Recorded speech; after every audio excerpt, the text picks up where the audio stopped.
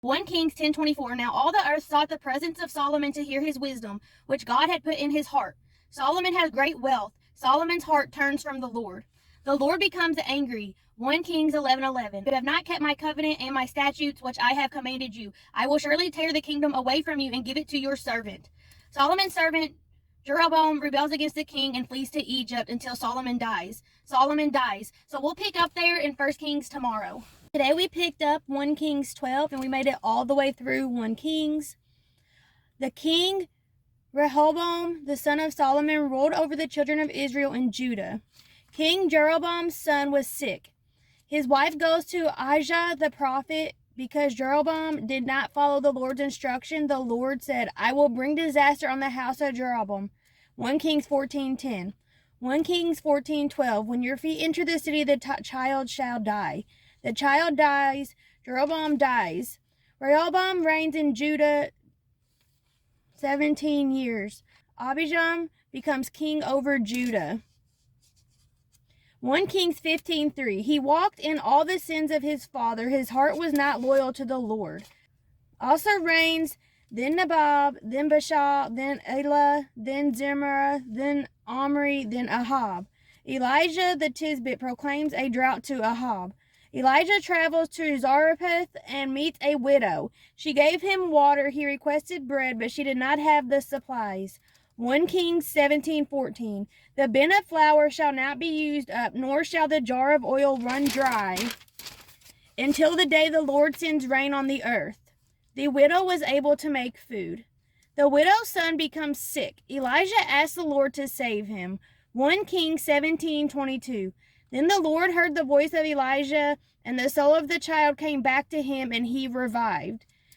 By now Elijah returns to Ahab. The prophets gathered at Mount Carmel. 1 Kings 18:38. Then the fire of the Lord fell and consumed the burnt sacrifice, and the wood and stones and the dust, and it licked up the water that was in the trench. Now when all the people saw it, they fell on their faces. They said, The Lord, He is God, the Lord, He is God. The other prophets were killed, and the drought ends. Ahab tells Jezebel about what happened, and Elijah flees. Elisha becomes Elijah's servant.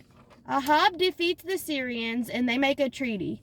Naboth is murdered. Ahab takes his vineyard. The Lord condemns Ahab. Micaiah, the son of Imlah, warns Ahab. Ahab dies in battle. Jehoshaphat reigns in Judah. Uzziah, son of Ahab, becomes king over Israel. And then that's where it ends. And Alright, you guys, today was a short read. We started 2 Kings 1:1, got through 2 Kings 6:24. 2 Kings 2:11. Suddenly a chariot of fire appeared with horses of fire and separated the two of them, and Elijah went up by a whirlwind into heaven. Elisha saw this. That was Elijah's servant. Elisha performs miracles. So it gives us a lot of examples of the miracles performed. Elisha raises the Shunammite's son after she claims he is dead. Elisha feeds 100 men with 20 loaves of bread. Elisha heals Naaman's leprosy. Naaman was the commander in the army of the king of Syria. When Ahab died, the king of Moab rebelled against Israel. The king of Israel, the king of Judah, the king of Edom go against Moab.